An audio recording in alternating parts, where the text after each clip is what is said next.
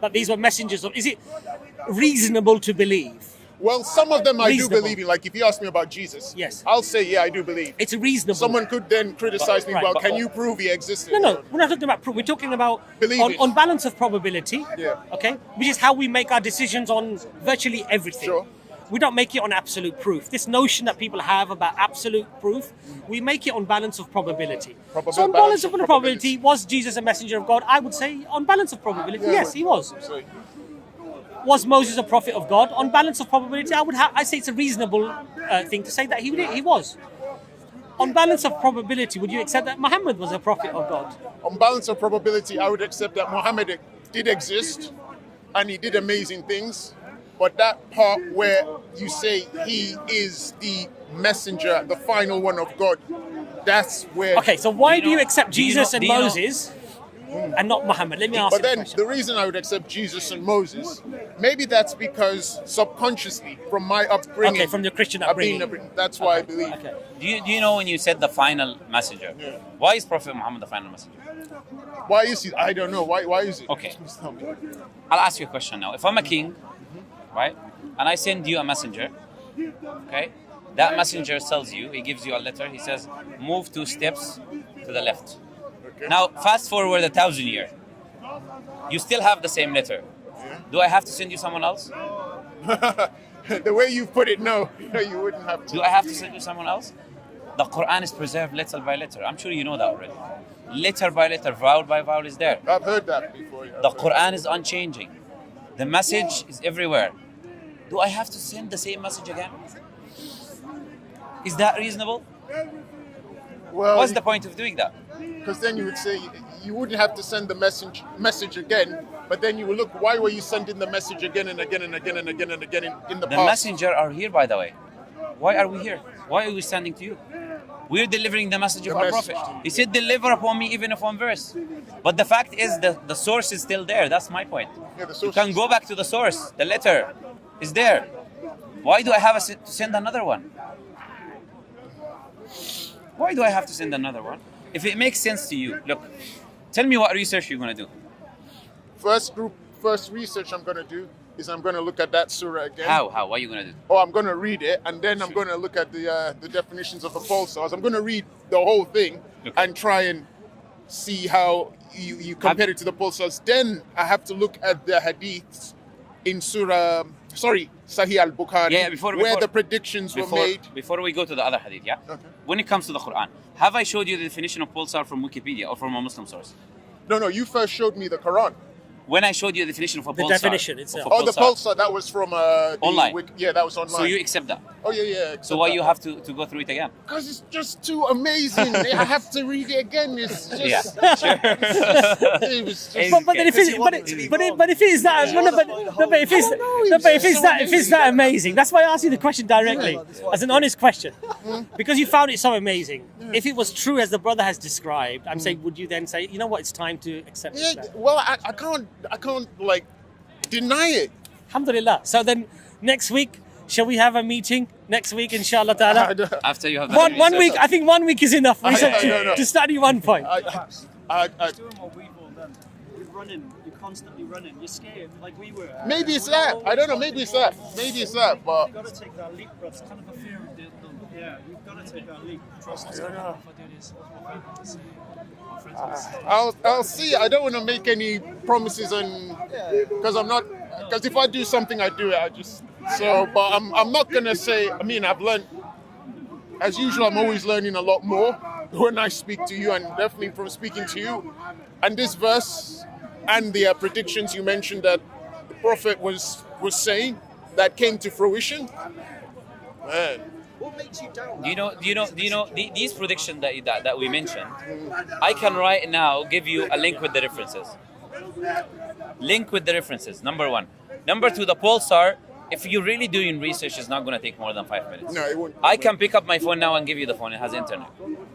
But is it really the research? But I have to As read. they I are want to saying. read. I want to read that whole. Is it thing. really the research? It is. It's the research, and it's probably something else. But that other thing, It's the fear. I don't know whether it's fair. I don't know whether it's Okay, the inshallah, quest to keep okay, looking. inshallah, But there's something else. What I suggest. But it's not doubt because What I suggest, inshallah, is that this is a very good way of doing things, which is that you make a plan that, okay, these are the things that I'm going to research, and if they are true, then this is the decision that I'm going to make.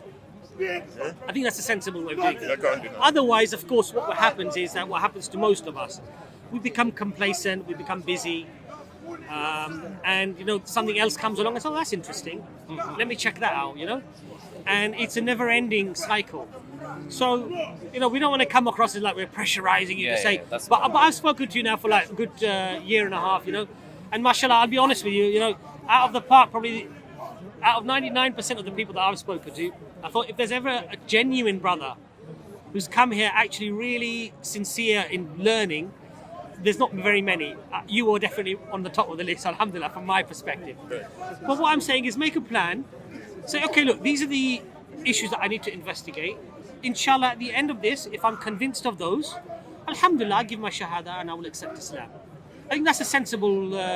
would you agree with that, or do you think that's not a sensible way, or what do you say about that? No, I don't have a problem with that. I mean, alhamdulillah. Because I can't say no, because I'm always like... because I'm always on the quest to gain more knowledge and learn stuff, which is why I haven't ignored or just walked away. No, alhamdulillah. I know, and I commend you for that. But I understand the other part you meant, because when I'm doing the quest and I'm searching and I'm speaking to Muslims, speaking to you, I am also doing it with other things. And I remember because you were saying the other things could always become complacent, and the other things could suddenly distract me away. Yes, so I understand what you mean from that. So what you've said is very reasonable and logical. Take the brother's number and my number if you want.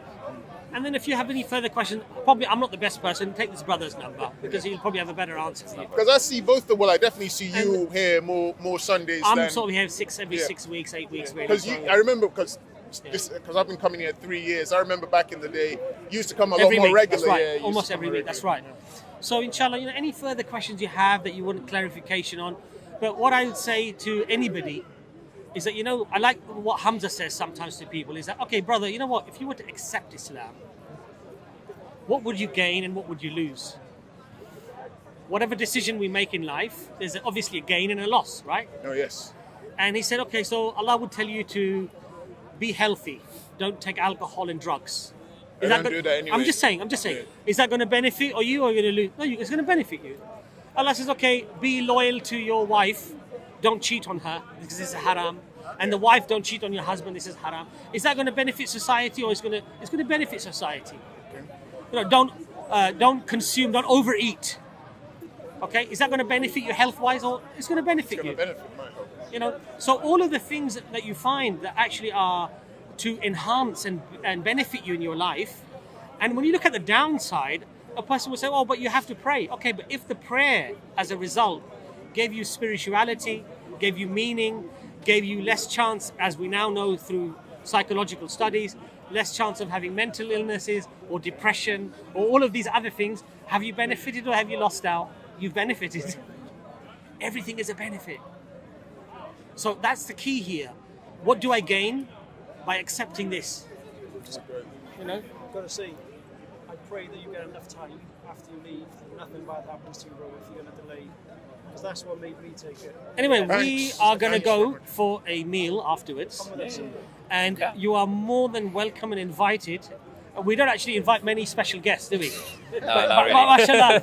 But really. he's the VIP, mashallah. So, and this will not be a way of, because we don't normally talk about religion at the meal. It's more of like, let's enjoy the food. So you're more than welcome as our guest, as my guest, personal guest. If you would like to come along, please come along with us. We'll just break bread together and have a little laugh, a bit of light laugh maybe. And then, inshallah, that'd be quite nice to have you there. So it's up to you, obviously. I'll leave it with you, inshallah. No pressure there. Huh? All right. Thanks very much. I don't know your name. Muhammad, my name. Muhammad. Yeah. Thanks. Abbas, it's always a pleasure talking to you. Always a pleasure, brother. Always a pleasure. 100%. Thanks very much, all of you. I'll be reading that surah again, and Inshallah. I'll come and Inshallah. talk back. Thanks very much. Yeah, pleasure talking to you. Take my number as well, if you don't mind. And then you can always call me if you need to.